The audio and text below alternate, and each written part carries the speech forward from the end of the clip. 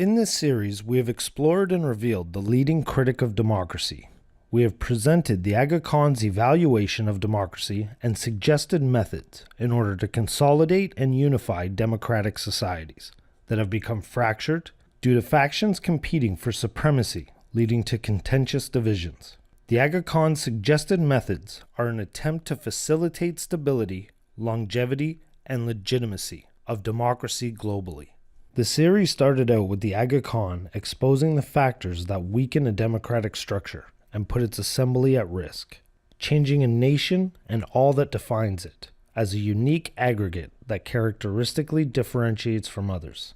When such factors present themselves, it is not a question of will, but when these risks will have outsiders challenge and change a nation's features. All that is required is time and capital resource. We then moved on to the Aga Khan's review of the Constitution and how a United Nations-like structure is best suited to consolidate the diversity within democracy, uniting competing factions attempting to transition differentiating features from a pluralistic to a singular notion of identity, leading to characteristic consolidation made void of uniqueness, the death of the individual. Then was the Aga Khan's message on media control and the issues that have arisen with communicative technological advancements. He discussed how authoritarian leaders forcefully control diverging narratives to regulate the perception and interpretation of self and other. If repetition is the mother of learning, then consistency of the message is the father, and mainstream media narrative is the equivalent to the lessons learned in the classroom. And to quote the Aga Khan, education is our greatest weapon. Now, in our last video, the Aga Khan was addressing the importance of civil society to a democratic structure.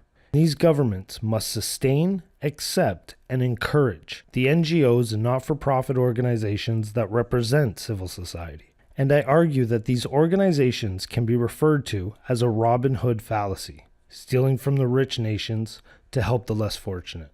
The national investment in NGOs is an attempt by state and population to assist in development, yet when applied is nothing more than a system to transit the less fortunate to the donating nations, in turn further burdening the tax pool as the nation takes on the responsibility of care for the individuals that the charity was said to help. We now turn to the Aga Khan's conceptualization of the notion democratic ethic. I would like to point out his usage of abstract terms and how it's guided Western society. Terms such as cosmopolitan ethic, which encompasses diversity, along with the domestics ignorant towards foreigners or outsiders, or pluralism, which is applied interchangeably to describe both the secular nature of Islam as well as Western multiculturalism. Now, the consequence of using abstractions is the issue of consistency of definition amongst individuals. This lack of reliability leads to confusion by listeners. I present to you the Aga Khan's conceptualization of another abstraction, the democratic ethic. Finally, let me mention a fourth concern that underlies this entire discussion: the central importance of fostering a democratic ethic. A democracy is a government by the people, rule of the majority. Now, to be democratic is relating to, appealing to, or available to the broad masses, favoring social equality. Unlike an authoritarian or socialist regime where relating to, appealing, and access is only accorded to a small overclass, an aristocratic-like social structure. Ethics, unlike democracy, cannot be so easily conceptualized. Ethics are a set of moral principles, a set of values, which outline and guide behavior and social interactivity. These ideas are something intrinsically valuable or desirable and tend to form an ideological framework that defines one's actions. A good variation of systematic values is in faiths. They vary greatly in the guiding principles of behavior. At the heart of a democratic ethic is a commitment to genuine dialogue to achieve a better quality of life, even across new barriers of distance and diversity. Quality of life is an abstraction, and as such, it is at risk of being bastardized by the audience subjectiveness, blurring its defining characteristics. This is due to abstracts acting as a larger categorization that includes multiple concepts. Let's compare quality versus standard. Quality of life, when evaluating an overarching society, is oftentimes measured in happiness or perceived outcomes, whereas the measurement of standards are based on variables with an absolute weight or value, like income. There is no subjective or interpretive value in standards, as there is in quality. Society need not be concerned with the quality of life, as it is intrinsically linked to outcomes associated with standards of living. Maslow's hierarchy of needs illustrates this point. In Maslow's hierarchy, the basic level of needs is food, shelter, and safety, which are also the basic variables measured to reveal a standard of living within a given population. The top 3 tiers are related to quality of life and are related to belonging, esteem, and self-actualization, all subjective notions of self that vary from individual to individual. So let's not be fooled by our subjective realities, causing amendments to be made in our objective reality. And this modification can be seen with how the transgender community is modifying our objective biological reality and replacing it with the subjective, empathetic notions of self and others. This means a readiness to give and take, to listen, to bridge the empathy gaps as well as the ignorance gaps that have so often impeded human progress. Ironically, in the West there has been one consistent narrative for decades, and that message is that domestic populations are failing to provide empathy, along with them being ignorant to the outsider's plight. Where the narrative ceases to have merit is in its application. Western countries are plagued with cultural guilt, and we're the only nations that respect and uphold rights of freedom and opportunity for all colors and creeds. Based on the formal definition, empathetic reasoning heightens the susceptibilities of influence, as people too often will spin fables and mask intentions, particularly when empathy is misrepresented and misinterpreted as sympathy. Ignorance is to lack knowledge or awareness in general, to be uneducated or unsophisticated. As for Western ignorance, where is it? Innovation and advancement all stem from Western society and Western education. Not only is there a guilt-driven understanding of foreign cultures, but they are celebrated through practice by Westerners. And this practice is often referred to as cultural appropriation. To state the West lacks knowledge of foreign cultures is to misrepresent the marginalized argument. Where empathy and ignorance is realized in practice is when the outsider migrates to the West, and prior to integration, they become entitled and exploitive. The question I have asked many foreigners is, if you come to the West in hopes of a better life, why do you want to then change it to resemble your homeland? It implies a pluralistic readiness to welcome diversity and to see our differences not as difficult burdens, but as potential blessings. The question I have for the Aga Khan is, can you describe in detail what blessings result from pluralism? Because in its application, pluralism and diversity's consequence is conflict. As you have said time and time again, diversity leads to factions competing for supremacy. So what benefit does a society reap? In a video of your speech at Harvard, you stated that pluralism must be equitable. Is that why all Western countries seem to place more value and better responsibility of care to Islamic foreigners than their own domestic populations? Another issue regarding your application of pluralism, when addressing a Western audience, pluralism is merely a new form of multiculturalism. But when you address an Islamic audience, your application of pluralism is referencing the secular nature of Islam. Now, to return to the use of abstract concepts and how they can misinform and mislead the audience, pair that with empathetic reasoning, and you have just created a nonsensical labyrinth of endless deduction.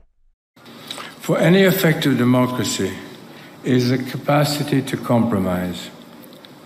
Social order rests in the end either on oppression or accommodation. The Aga Khan sounding a lot like Pablo Escobar in the show Narcos.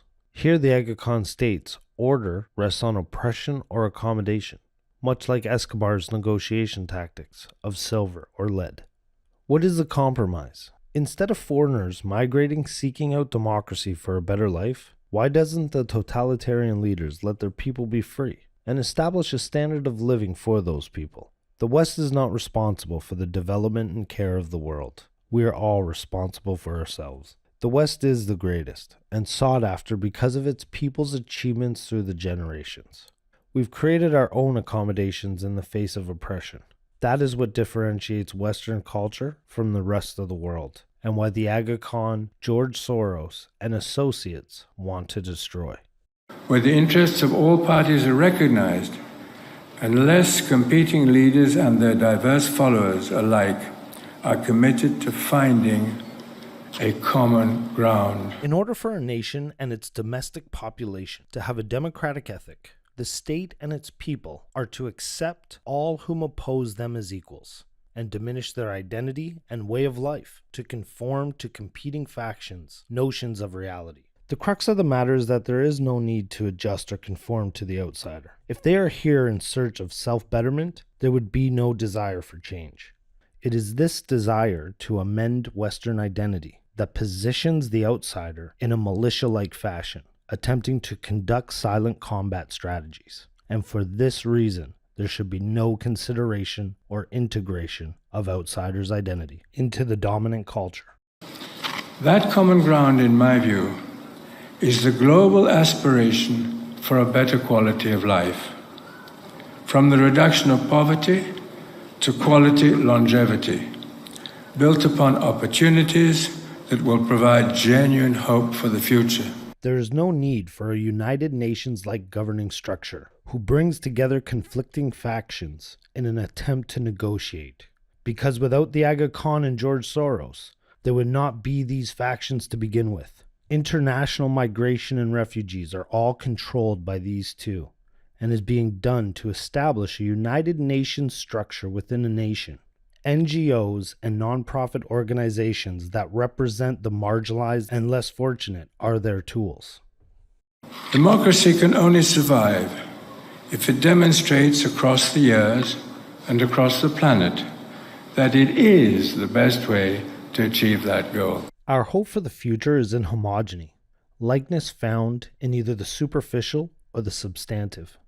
Either way, without homogeny, there is no us, and without us, the future is bleak. Look what our ancestors built around likeness. Now look at the chaos that diversity has caused. It's tearing our ancestral accomplishments apart. Caucasian European society is the only society that creates accommodations in the face of oppression. So our future will flourish when compared to the rest of the world. To achieve such prosperity, we must apply the principles the Eastern world has in place, that being a homogeneous population whose pursuits do not conflict with the other. At present, we are confronted with a school of thought that trains and conditions regressive thinking. This is evident when a totalitarian socialist is the leading critic of democracy. Democracy does not require a global demonstration that is capable of consolidating differences, as differences is not what democracy represents. Democracy is a system of freedom, responsibility, and pursuit of opportunity. Everything totalitarian socialism stands against.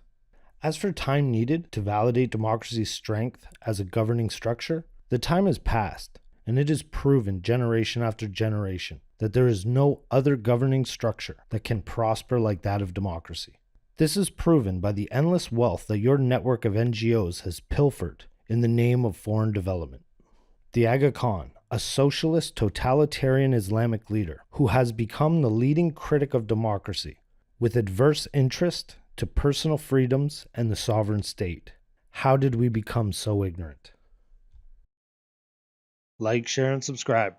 Click that notification button and check us out on social media. Links are in the description below.